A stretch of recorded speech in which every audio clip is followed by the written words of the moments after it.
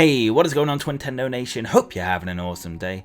Today we're going to be talking about the brand new Pokemon anime that will be airing in November. This is going to be set around the Sword and Shield era of Pokemon, and so far we don't know too much, but we did get a few new details this morning. And I was going to make this video anyway, so I just thought I'd let you guys know 10 things you really need to know about the new Pokemon anime. So without further ado guys, let's start the video. Let's start with number 1, and this show will have dual protagonists for the first time in the series. So it's kind of unclear at the moment because we haven't really seen any episodes, but by the basis and description of the new Pokemon anime, it says that Ash Ketchum, of course, our usual Ash, and the new character Go will be dual protagonists, so they'll have equal importance by the sounds of it. As I mentioned earlier, if this is the case, then this is the first time that dual protagonists have ever been done, and since Ash has kind of done his goal of becoming a Pokemon champion, it makes sense that someone else shares their spotlight with him.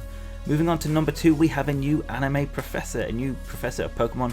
This is Dr. Sakuragi, a Pokemon professor who's also the head of the Sakuragi Laboratory in Vermilion City, in the Kanto region of course. He continues to research Pokemon while also supporting our heroes. He will be voiced by Yuichi Nakamura, who previously played N in Pokemon Best Wishes. So like all Pokemon professors, Dr. Sakuragi's name also shares its origins with a tree. And in this case, it's the cherry blossom tree. So for those who know Japanese, you'll know that a cherry blossom tree is actually named Sakura, but I did check it, it's a common surname in Japan, Sakuragi, and it does mean cherry blossom tree as well. So I think it's really cool that we got yet another Pokemon professor who also shares a name with a tree. In the English dub, it's probably going to be Professor Blossom or Professor Cherry Blossom, or just Professor Cherry. It's going to be hard to pick one really, or maybe he'll just Professor Sakura. That could be an option as well. The third thing you need to know about the new Pokemon anime, this was only mentioned today actually, and this is a new potential female travelling companion. She's named Koharu, a 10-year-old girl who goes to school. She's Dr. Saguragi's daughter and has been friends with Go, who's the other protagonist in the series, not Ash obviously, since she was little. Her Yamper, which is obviously the electric corgi Pokemon, it really loves her. She will be voiced by Kana Hanazawa, who is one of the biggest voice actresses in Japan. So I doubt she is going to be like a background character you see occasionally. I think she's going to be a travelling companion with Ash and Go, just because the fact that her voice actress is one of the biggest around. The next thing you need to know is that Ash will be able to travel to every region visited previously on his journey, and this includes the Galar region, which obviously Ash hasn't visited yet, but they're going to be visiting every single region that's available in the Pokemon games. Obviously we know they're at least going to Kanto because that's where this new laboratory is, but as we've seen from the poster, they're going to go visit Johto, Hoenn, Sinnoh, Unova, Kalos, Alola, and of course the Galar region. So hopefully Ash will see a lot of familiar faces that he's met in previous, journeys, such as May and Max from the Hoenn region, Dawn, and of course Brock and Misty from the Kanto region, and I'm sure a lot of you will be wanting to see Serena again from Pokemon X and Y. The fifth thing you need to know is about Go, who is Ash's travel companion. As I said, it's going to be a dual protagonist, and we have a little bit of a backstory about him. So his goal is to catch Mew, which he saw when he was younger, and his dream is to catch every single Pokemon. He's usually got a calm demeanor, but can be hot-headed as well. Kind of sounds a bit like Ash to me. I feel like Ash can be a bit like that as well. So they sound quite similar, Ash and Go. I'm expecting a few falling outs between the two of them, but I'm really looking forward to seeing what their adventures are like. Next up, there's going to be a big change to the way the Pokemon anime sounds, and this is because Shinji Miyazaki is leaving the franchise. He has been the lead composer for the entire series and movies thus far. Miyazaki is passing his torch on to one of anime's brightest modern composers though, Yuki Hayashi, who is the composer of My Hero Academia and Haikyuu, which are two massive animes, and I'm sure a lot of you guys watching this video will at least have seen some of them. Now he's got quite a lot to live up to because I feel like Shinji Miyazaki was a brilliant composer, made some really good tracks for the Pokemon anime, but Yuki Hayashi, like I said, worked on some of the biggest animes of recent dates, like My Hero and Haikyuu. I feel like we're going to get a lot of good tracks that might sound quite different to what we're used to in the Pokemon anime. At number 7, another big change is coming to the Pokemon anime, and this is that Maki Kodara is making their full debut as a director. They've been an assistant director and storyboarded quite a few important episodes in Pokemon Sun and Moon and Pokemon X and Y. They worked on Alola Kanto, which is when obviously Ash and the gang go back to Kanto and see Brock and Misty. They directed that and storyboarded it. They also did the Ping Pong episode from Pokemon Sun and Moon, and also Chasing Memories, Creating Dreams, which is the one with Gladion and Lily's father, Moen. which for those who've seen it know it's an emotional episode. So Maki Kadara has basically storyboarded and directed a lot of episodes that were very emotional, but also some very epic actiony ones like the ping pong one, and you can check a list of what they've done. But it's very exciting that they're going to be directing it because they have a lot of promise from what we've seen in previous episodes.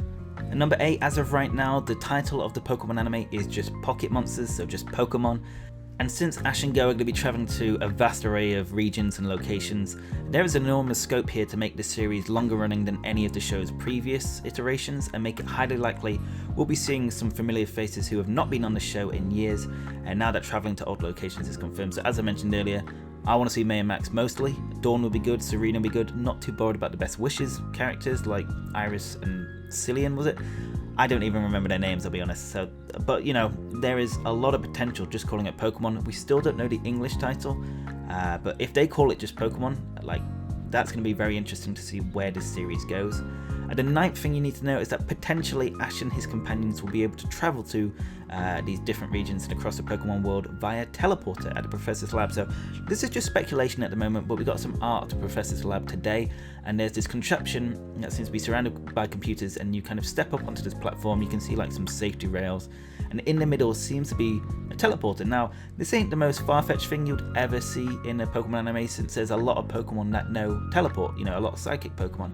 So whether they've finally harnessed the power of that, or they've researched, you know, psychic Pokemon using teleport, or maybe they've even got Pokemon helping them out, which is very likely, then that makes it very easy for Ash and Go and whoever else travels with him, maybe Koharu, to go to all these some of the new regions, I guess, with Galar, but, you know, traveling back to old regions like Johto, Hoenn, Sinnoh, and stuff like that. So we were always questioning how are they going to travel around. This probably makes the most sense. And finally, this is the most interesting and possibly the most scariest in a way. The design of the Japanese logo for the new series is shared with Movie 20 and Movie 21, and for you guys who know that, those two films were basically reboots, and they're in their own kind of universe in a way. So normally Pokemon logos are green and at least have some 3D effect to them. This one shares the same logo, so I am kind of worried that this is a reboot. We know that obviously Ash won the league for Pokemon Sun and Moon recently, so I'm kind of worried this is just going to take place in a brand new universe, and all these familiar faces we were talking about earlier, like May and Max and Dawn and obviously Serena, will not be the same ones that we knew, or they might not even appear at all. But this is just kind of baseless speculation at the moment. We'll obviously hopefully see some footage very soon, and we'll see if Ash has, you know, any of his old Pokemon. That will definitely reinforce the idea that this is not a reboot. But yeah, the logo being the same is kind of interesting. This also makes it the first series logo to not have any shade of green, as I mentioned, being completely blue instead. It's also the first one without any 3D perspective, having a flat 2D design. And finally, just a bonus fact for you guys, this is the first series to be set in more than 2 game original regions, so we know obviously it's at least Kanto, and of course we're expecting to go all the way from Kanto to Johto, Hoenn, Sinnoh, Unova, Kalos, Alola, and of course the Galar region, which is kind of the most important region to travel to in my opinion, to promote Sword and Shield. And interestingly enough, Ash's outfit is not directly influenced by the male player's character's outfit, so if you see Ash back from, I think it's Diamond and Pearl onwards, his design is kind of based on the male protagonist from the Pokemon games. So this is the first Ash design, or first Ash outfit since Pokemon Advance, so the Hoenn series basically, where Ash's outfit does not have any resemblance from the most recent Pokemon games male protagonist. So it's interesting to see that they've finally broken the mold for that. So guys, those are 10, and probably plus a bit more, facts and things you need to know about the new Pokemon anime. We are getting a bit more information this Sunday, October the 13th. I'm expecting this information is probably going to be what we found out today about the professor and his daughter, who might be a potential traveling companion. But if there is anything new, I will let you guys know. So if you did enjoy today's video, a like is super appreciated, helps out more than you could know. And if you want to stay up to date with everything Pokemon anime, Pokemon Sword and Shield, you're in the right place. Make sure to hit the subscribe button down below. Anyway guys, thank you so much for watching. Hope you have an awesome day, and I will see you on the next video. Peace!